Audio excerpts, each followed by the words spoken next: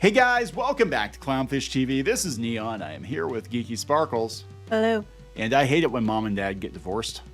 I don't think a lot of people are going to know who these people even are.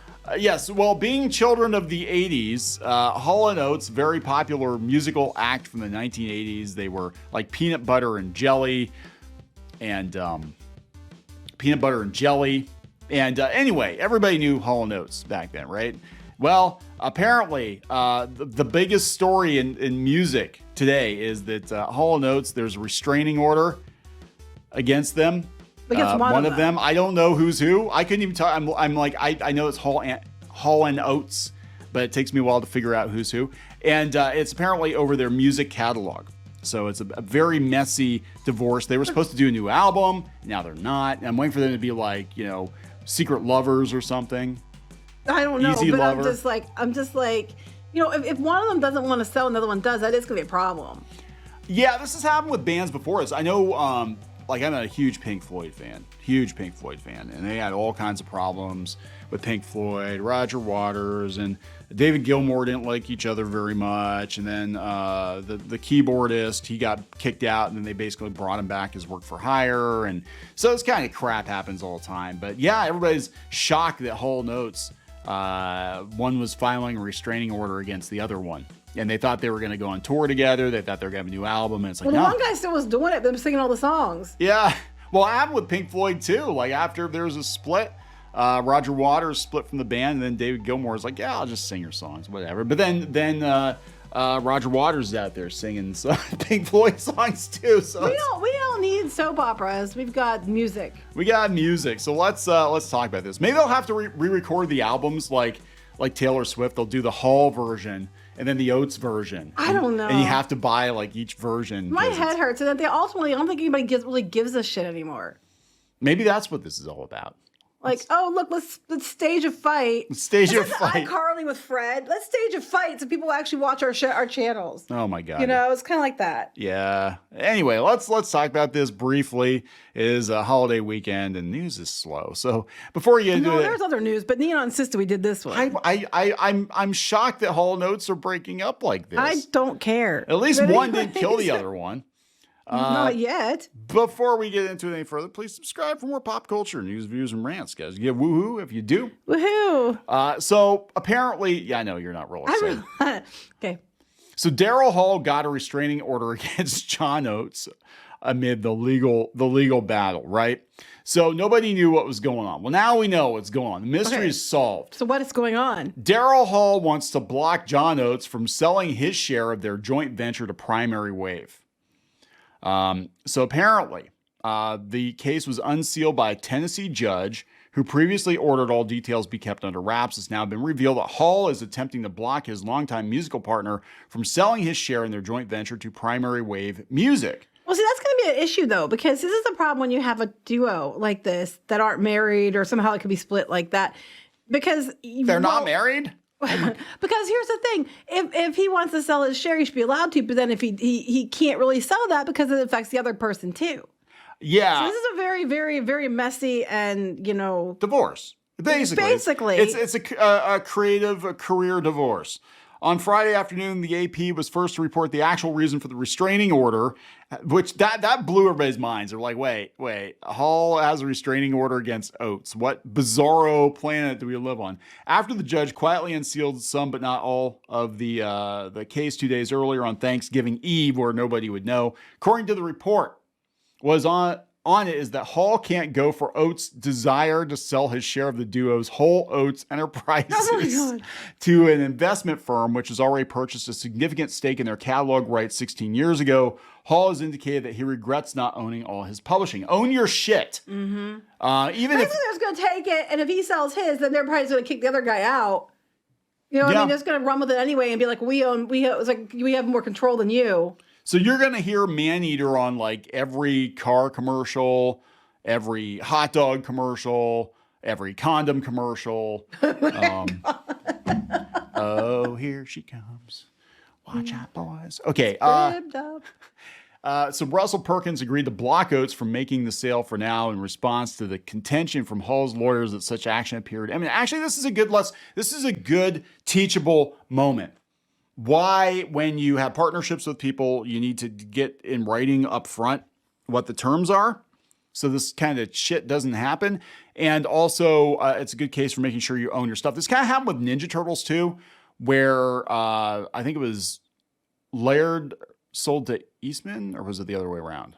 No, Eastman. I don't know. Eastman sold to Laird, and then Laird sold to Nickelodeon, but there wasn't a damn thing that the guy who sold his share could do. Well, here's the problem, though. They both sold some of their rights to the catalog 16 years ago, but now one wants to sell the rest of his stuff, but that leaves the other one. What's the other one going to do? Because the other people have all the, have the rights. They're going to have to get his share too, or that might give them enough, to take it from him, and that's not really. Well, okay, cool. But you said they should. This is a lesson what not to do. But the thing is, when they were back, I mean, we're talking long time ago.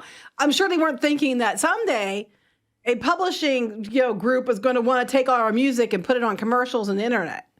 Yeah, so I'm kind of like, okay, so what do you do? Well, you could Taylor Swift it and you could re-record it. It'd be like Hall without Oates, or Oates. It's like Garfield minus Garfield. Oates minus Hall. Hall minus Oates. It's not going to work. And then like whatever part of the song you didn't write, you just kind of hum it, so you're not using his lyrics or something. Yeah, for those of you who don't know, Garfield minus Garfield, very funny stuff. It's actually much better than the original Garfield comic strips. Somebody went in, took Garfield out of the comic strip, and it's basically John just talking to himself. Never seen it. I have to check this out. And that's what would be Hall minus Oates, or Oates minus Hall would be. According to the report, Hall's team says they're in the newly unsealed part of the lawsuit. The Primary Wave sees the duo's joint business agreement, which has remained confidential. As a result, the entire unauthorized transaction is a product of an indisputable breach of contract.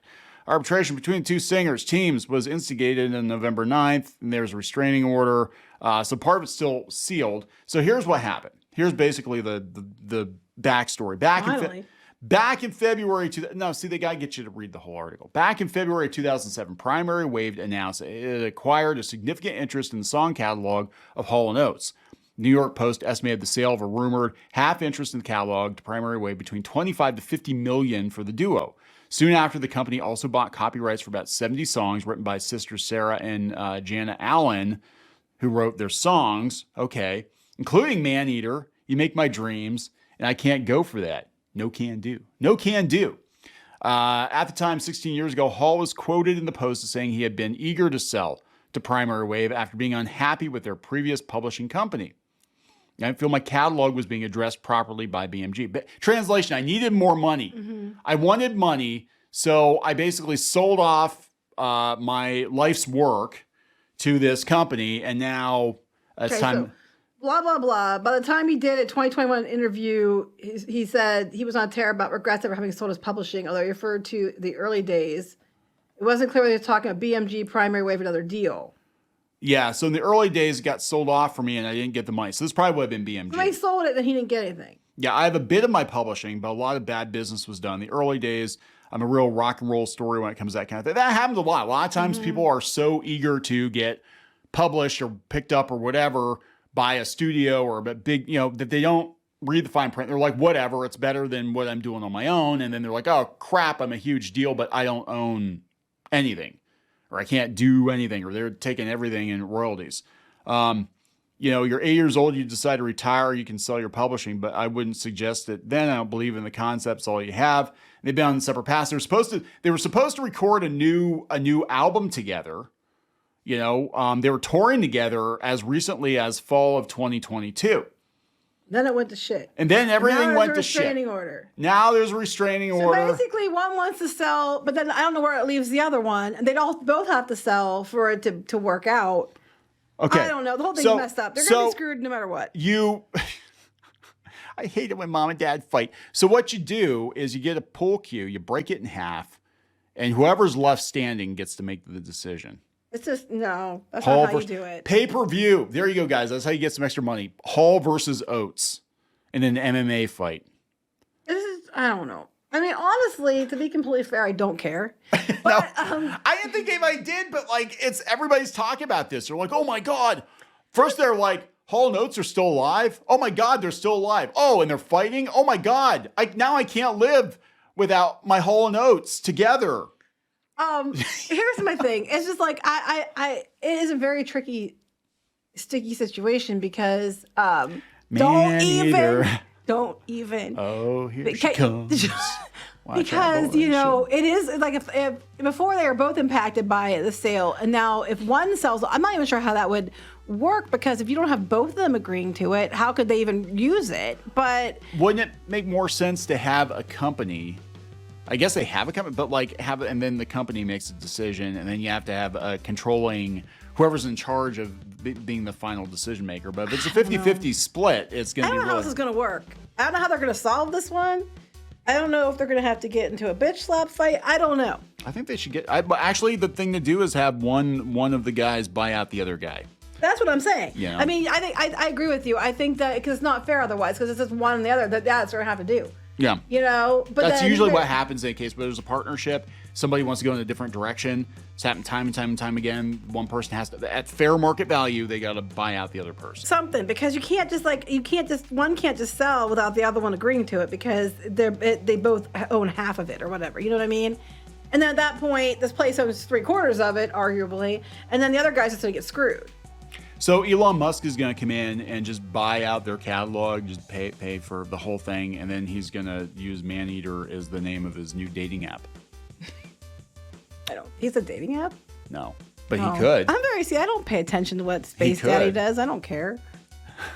Anyway. I didn't want to do this video at all, so I'm just here. I'm just here for the lols. Anyway, let's wrap this up. Let's wrap it up. We're gonna wrap it up.